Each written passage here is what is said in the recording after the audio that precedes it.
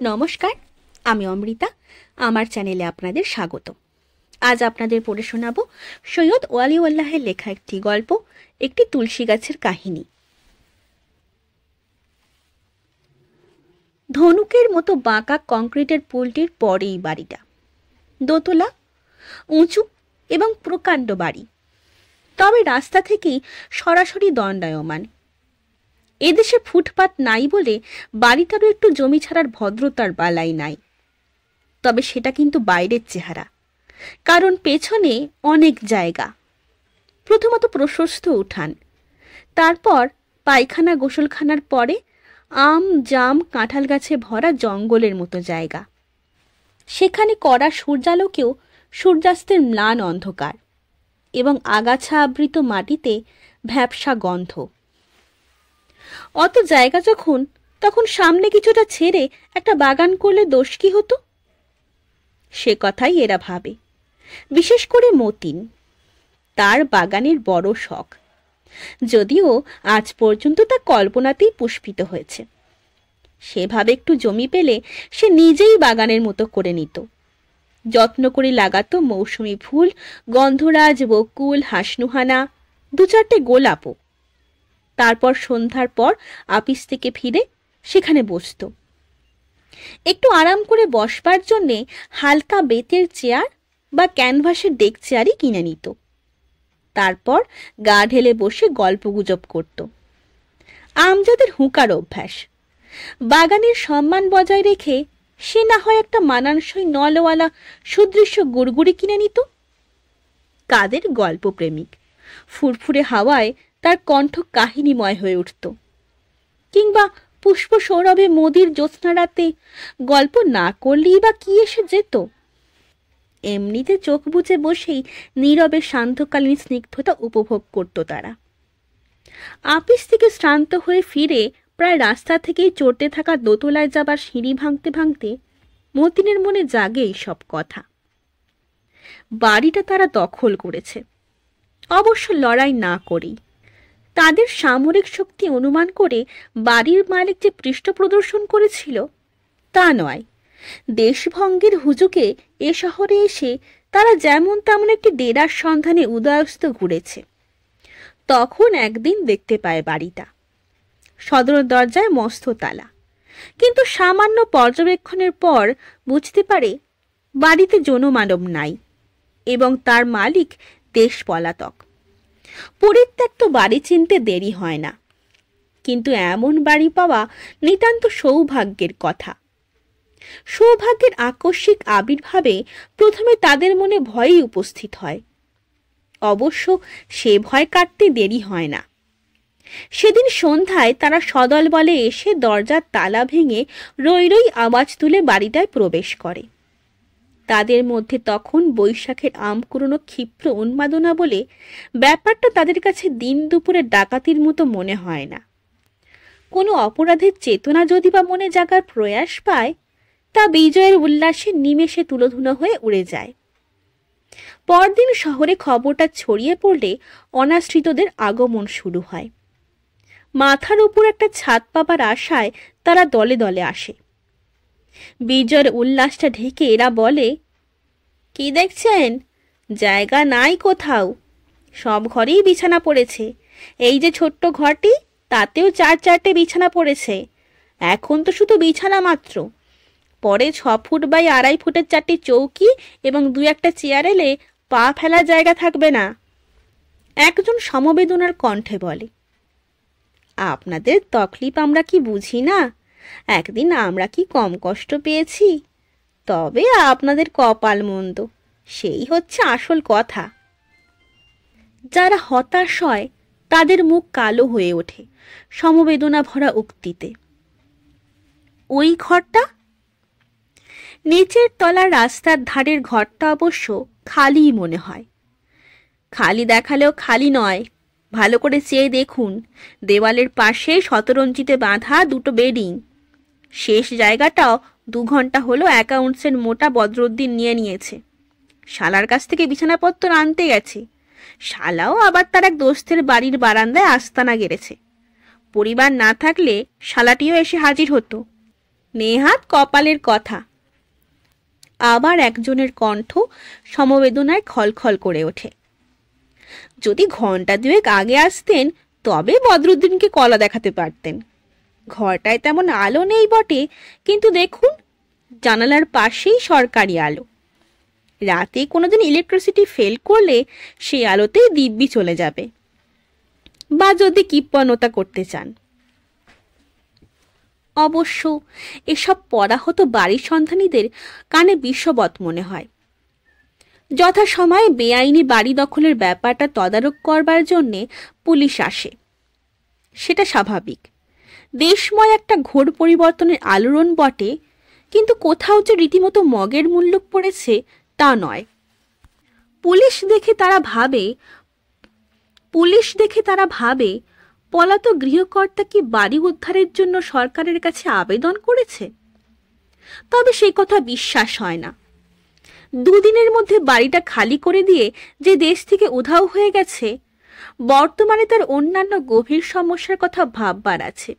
সন্দেহ থাকে না যে পুলিশকে খবর দিয়েছে তারা, যারা সময় মতো এখানে না এসে শহরের অন্য কোনো প্রান্তে নিষ্ফলভাবে বাড়ি দখলের ফিকিরে ছিল। মন্দ ভাগ্যের কথা মানা যায়, কিন্তু সহ্য করা যায় না। ন্যায্য অধিকার সত্য এক কথা, অন্যায়ের উপর ভাগ্য লাভ অন্য কথা। হিংসাটা ন্যায়সঙ্গত তো মনে হয়ই, কর্তব্য বলেও মনে হয়। এরা রুখে দাঁড়ায়। আমরা দরিদ্র কেরানি মানুষ বটে, কিন্তু সবাই ভদ্র ঘরের ছেলে। বাড়ি দখল করেছি বটে, কিন্তু জানালা দরজা ভাঙি নাই, ইট পাথর খসিয়ে চোরা বাজারেও চালান করে দিই নাই। আমরাও আইন কানুন বুঝি। কে নালিশ করেছে? বাড়িওয়ালা নয়, তবে নালিশটাও যথাযথ নয়। কাদের কেবল কাতর রব তোলে। যাব কোথায়? শখ করে কি এখানে এসেছি? সদল বলে সাব ইন্সপেক্টর ফিরে গিয়ে না হক না বেহক, না ভালো না মন্দ গোছের ঘোর ঘোরালো রিপোর্ট দেয়, যার মর্মার্থ উদ্ধারের ভয়ই হয়তো ওপরওয়ালা তাই ফাইল চাপা দেওয়া শ্রেয় মনে করে। অথবা বুঝতে পারে এই হুজুকের সময় অন্যায়ভাবে বাড়ি দখলের বিষয়ে সরকারি আইনটা যেন তেমন পরিষ্কার বোঝা যাচ্ছে না। কাদের চোখ টিপে বলে, সত্য কথা বলতে দোষ কি? সাব ইন্সপেক্টরের দ্বিতীয় বউ আমার একরকম আত্মীয়া, বলো না কাউকে। কিন্তু কথাটা অবশ্য কারোই বিশ্বাস হয় না। তবে অসত্যটি গোড়ায় যে কেবল একটি নির্মল আনন্দের উস্কানি, তা বুঝে কাদেরকে ক্ষমা করতে দ্বিধা হয় না। উৎফুল্ল কণ্ঠে কেউ প্রস্তাব করে, কি হে, চা মিষ্টিটা হয়ে যাক। রাতারাতি সরগরম হয়ে ওঠে প্রকাণ্ড বাড়িটা। আস্তানা একটা পেয়েছে, এবং সে আস্তানাটি কেউ হাত থেকে কেড়ে নিতে পারবে না। শুধু এ বিশ্বাসই তার কারণ নয়। খোলামেলা ঝরঝর তকতকে এ বাড়ি তাদের মধ্যে একটা নতুন জীবন সঞ্চার করেছে যেন। এদের অনেকেই কলকাতায় ব্লকম্যান লেনে, খালাসিপট্টিতে, বৈঠকখানায়, দপ্তরিদের পাড়ায়, সৈয়দ সালেহ লেনে, তামাক ব্যবসায়ীদের সঙ্গে, বা কমরু খানসামা লেনে অকথ্য দুর্গন্ধ নোংরার মধ্যে দিন কাটিয়েছে। তুলনায় এ বাড়ির বড় বড় কামরা, নীলকুঠি দালানের ফ্যাশনে মস্ত মস্ত জানালা, খোলামেলা উঠোন, আরও পেছনে বন জঙ্গলের মতো আম, জাম, কাঁঠালের বাগান, এসব একটি ভিন্ন দুনিয়া যেন। এরা লাট বেলাটের মতো এক একটা ঘর দখল করে নাই সত্য, তবু এত আলো বাতাস কখনো তারা উপভোগ করে নাই। তাদের জীবনে সবুজ তৃণ গজাবে, ধমনীতে সবল সতেজ রক্ত আসবে, 1000-2000 ওয়ালাদের মতো মুখে ধনস্বাস্থ্যের জৌলুস আসবে, দেহ ম্যালেরিয়া, কালাজ্বর, ক্ষয় ব্যাধি মুক্ত হবে। রোগা পটকা ইউনুস ইতিমধ্যে তার স্বাস্থ্যের পরিবর্তন দেখতে পায়। সে থাকতো ম্যাকলিওর স্ট্রিটে। গলিটা যেন সকালবেলার আবর্জন ভরা ডাস্টবিন। সেই গলিতেই নড়বড়ে ধরনের একটা কাঠের দোতলা বাড়িতে রান্নাঘরের পাশে স্যাঁতসেঁতে একটা কামরার কচ্ছদেশীয় চামড়া ব্যবসায়ীদের সঙ্গে 4 বছর সে বাস করেছে। পাড়াটি চামড়ার উৎকট গন্ধে সর্বক্ষণ এমন ভরপুর হয়ে থাকত যে রাস্তার ড্রেনের পচা দুর্গন্ধ নাকে পৌঁছত না। ঘরের কোণে ইঁদুর বেড়াল মরে পচে থাকলেও তার খবর পাওয়া দুষ্কর ছিল। ইউনুসের জর্জারি লেগেই থাকত। থেকে থেকে শেষ রাতে কাশির দমক উঠত। তবু পাড়াটি ছাড়েনি এক কারণে। কে তাকে বলেছিল চামড়ার গন্ধ নাকি যক্ষার জীবাণু ধ্বংস করে। দুর্গন্ধটা তাই সে অম্লান বদনে সহ্য তো করতই, সময়ে সময়ে অফিস থেকে ফিরে জানালার পাশে দাঁড়িয়ে পাশের বাড়ির নিশ্ছিদ্র দেওয়ালের দিকে তাকিয়ে বুক ভরে শ্বাস নিত। তাতে অবশ্য তার স্বাস্থ্যের কোনো উন্নতি দেখা যায় নাই। খানাদানা না হলে বাড়ি সরগরম হয় না, তাই এক সপ্তাহ ধরে মোগলাই কায়দায় তারা খানাদানা করে। রান্নার ব্যাপারে সকলেরই গুপ্ত কেরামতি প্রকাশ পায় সহসা। নানির হাতে শেখা বিশেষ ধরনের পিঠা তৈরির কৌশলটি শেষ পর্যন্ত অখাদ্য বস্তুতে পরিণত হলেও তারই প্রশংসা তা মুখরোচক হয়ে ওঠে। গানের আসরও বসে কোনো কোনো সন্ধ্যায়। হাবিবুল্লাহ কোত্থেকে একটা বেসুরো হারমোনিয়াম নিয়ে এসে তার সাহায্যে নিজের গলার বলিষ্ঠতার ওপর ভর করে নিশীথ রাত পর্যন্ত একটি অব্যক্ত সঙ্গীত সমস্যা সৃষ্টি করে।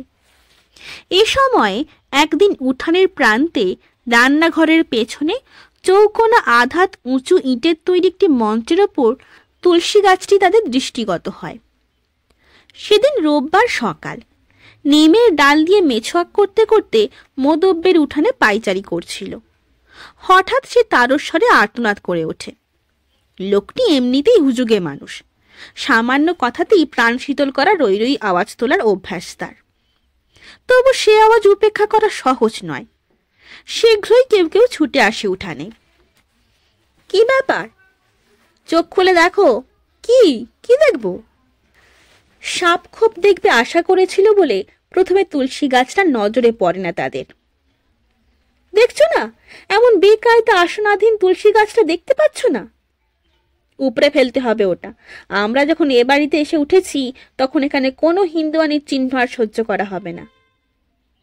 একটু হতাশ হয়ে তারা তুলসী গাছটির দিকে তাকায়। গাছটি কেমন যেন মরে আছে। গায়ে সবুজ রঙের পাতায় খয়েরি রং ধরেছে, নিচে আগাছাও গজিয়েছে। হয়তো বহুদিন তাতে পানি পড়েনি। কি দেখছো? মোদাব্বের হুঙ্কার দিয়ে ওঠে। বলছি না উপরে ফেলো। এরা কেমন স্তব্ধ হয়ে থাকে। আকস্মিক আবিষ্কারে তারা যেন কিছুটা হতবম্ব হয়ে পড়েছে। যে বাড়িটা এত শূন্য মনে হয়েছিল, ছাদে যাওয়ার সিঁড়ির দেওয়ালে কাঁচা হাতে লেখা কটা নাম থাকা সত্ত্বেও যে বাড়িটা এমন বেওয়ারিশ ঠেকেছিল, সেই বাড়ির চেহারা যেন হঠাৎ বদলে গেছে। আচমকা ধরা পড়ে গিয়ে শুষ্ক প্রায় মৃতপ্রায় নগণ্য তুলসী গাছটি হঠাৎ সে বাড়ির অন্তরের কথা প্রকাশ করেছে যেন।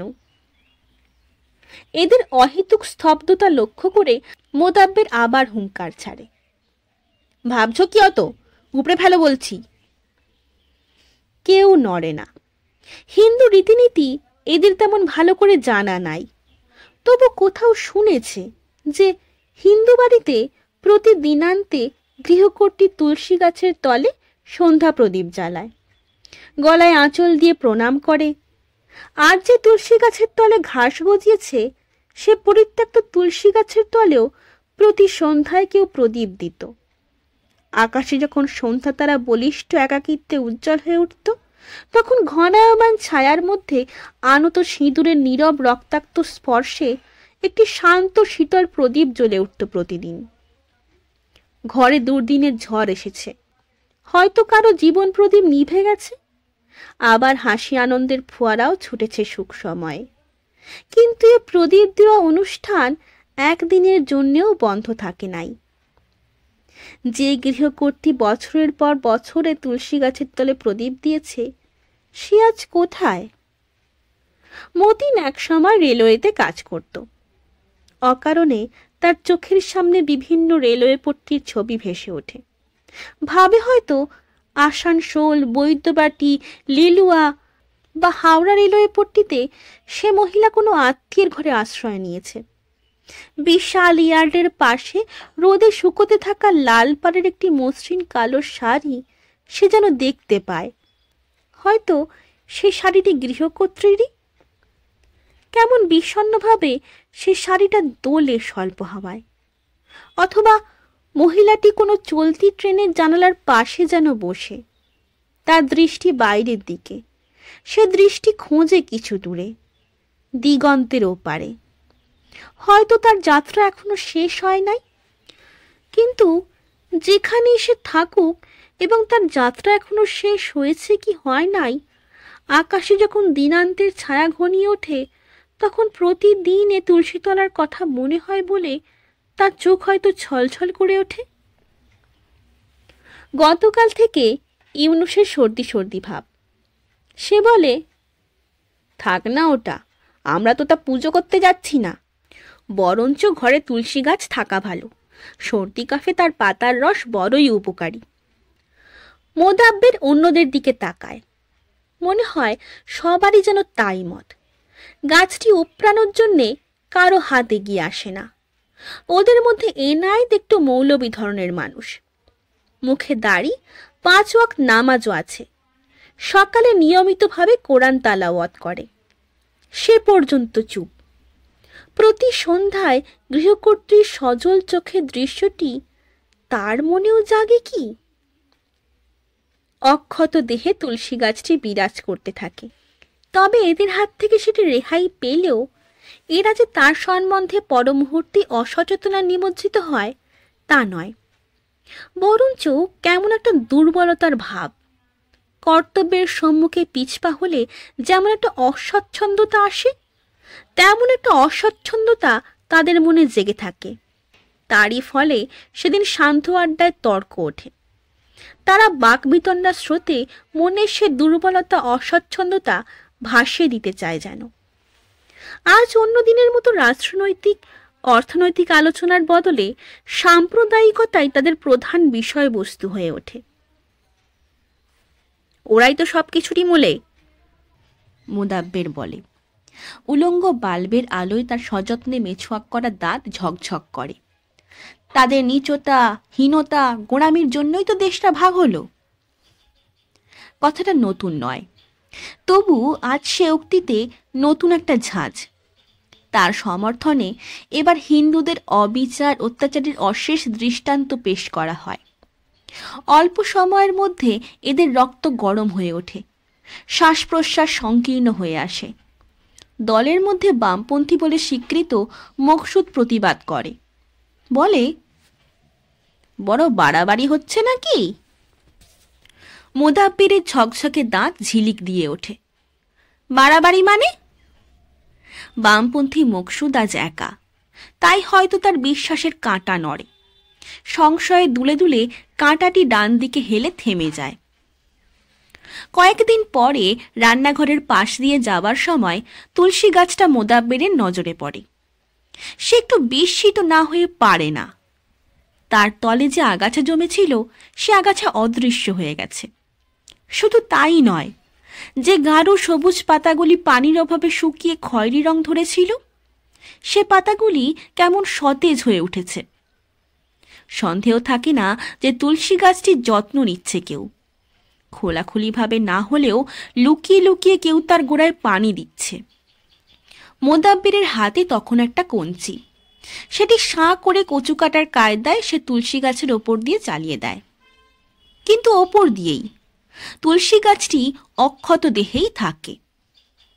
অবশ্য তুলসী গাছের কথা কেউ উল্লেখ করে না। ইউনুসের সর্দি সর্দি ভাবটা পরদিন কেটে গিয়েছিল। তুলসী পাতার রসের প্রয়োজন হয় নাই তার। তারা ভেবেছিল ম্যাকলিওড স্ট্রিট খানসামা লেন ব্লকম্যানের জীবন সত্যি পেছনে ফেলে এসে প্রচুর আলো হাওয়ার মধ্যে জীবন শুরু করেছে। কিন্তু তাদের ভুলটা ভাঙতে দেরি হয় না। তবে শুধু ততখানিই দেরি হয় যতখানি দরকার, সে বিশ্বাস দৃঢ় পরিণত হবার জন্য। ফলে আচম্বিত আঘাতটা প্রথমে নিদারুণই মনে হয়। সেদিন তারা অফিস থেকে সরাসরি বাড়ি ফিরে সকালের পরিকল্পনা মোতাবেক খিচুড়ি রান্নার আয়োজন শুরু করেছে। এমন সময় বাইরের সিঁড়িতে ভারী জুতোর মচমচ আওয়াজ শোনা যায়। বাইরে একবার উঁকি দিয়ে মোদাব্বের ক্ষিপ্র পদে ভিতরে আসে। পুলিশ এসেছে আবার, সে ফিসফিস করে বলে। পুলিশ? আবার কেন পুলিশ?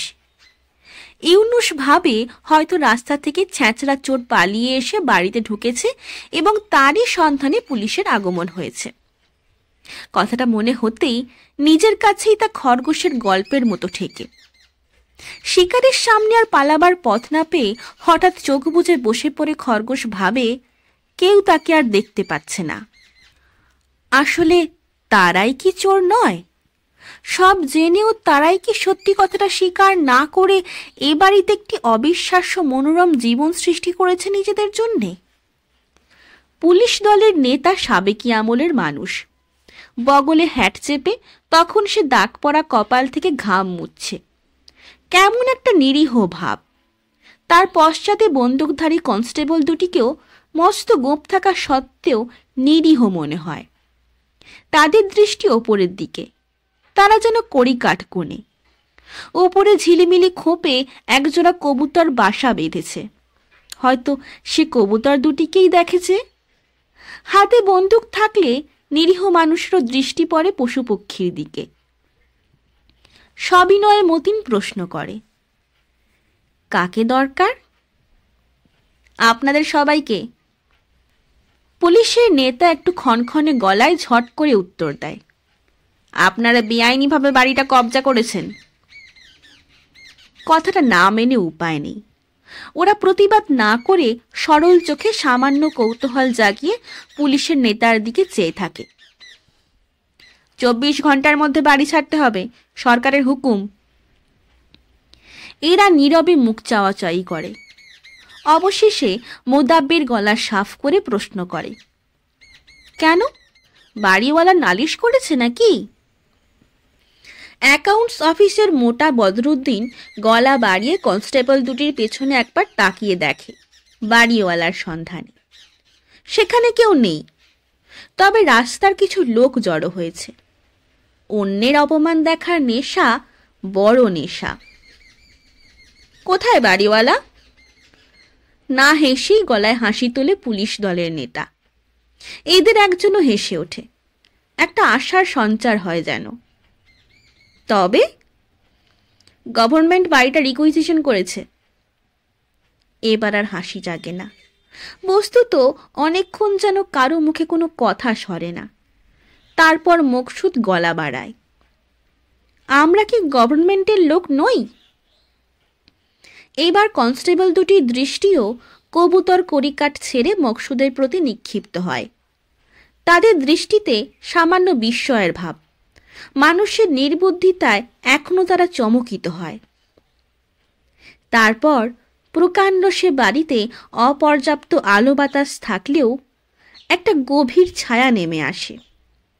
প্রথমে অবশ্য তাদের মাথায় খুন চড়ে, নানা রকম বিদ্রোহী ঘোষণা শোনা যায়। তারা যাবে না কোথাও, ঘরের খুঁটি ধরে পড়ে থাকবে, যাবে তো লাশ হয়ে যাবে। তবে মাথা শীতল হতে দেরি হয় না, তখন গভীর ছায়া নেমে আসে সর্বত্র। কোথায় যাবে তারা?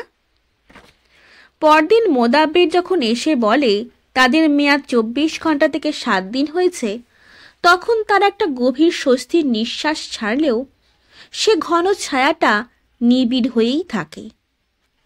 এবার মোদাব্বির পুলিশ সাব ইন্সপেক্টরের দ্বিতীয় স্ত্রীর সঙ্গে তার আত্মীয়তার কথা বলে না, তবু না বলা কথাটা সবাই মেনে নেয়।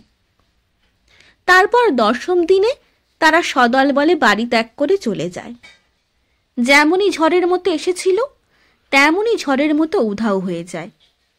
শূন্য বাড়িতে তাদের সাময়িক বসবাসের চিহ্নস্বরূপ এখানে সেখানে ছড়িয়ে ছিটিয়ে থাকে খবরের কাগজের ছেঁড়া পাতা, কাপড়, ঝুলাবার একটা পুরনো দড়ি, বিড়ি সিগারেটের টুকরো, একটা ছেঁড়া জুতোর গোড়ালি। উঠোনের শেষে তুলসী গাছটা আবার শুকিয়ে উঠেছে, তার পাতায় খয়েরি রং। সেদিন পুলিশ আসার পর থেকে কেউ তার গোড়ায় পানি দেয়নি। সেদিন থেকে গৃহকর্ত্রী ছলছল চোখের কথাও আর কারও মনে পড়েনি। কেন পড়েনি সে কথা তুলসী গাছের জানবার কথা নয়, মানুষেরই জানবার কথা। শুনছিলেন সৈয়দ ওয়ালিউল্লাহের লেখা একটি গল্প, একটি তুলসী গাছের কাহিনী। গল্প পাঠ কেমন লাগছে তা আমাকে কমেন্টের মাধ্যমে জানান। যদি ভালো লাগে তবে লাইক, শেয়ার এবং সাবস্ক্রাইব করে পাশে থাকবেন। ধন্যবাদ। নমস্কার।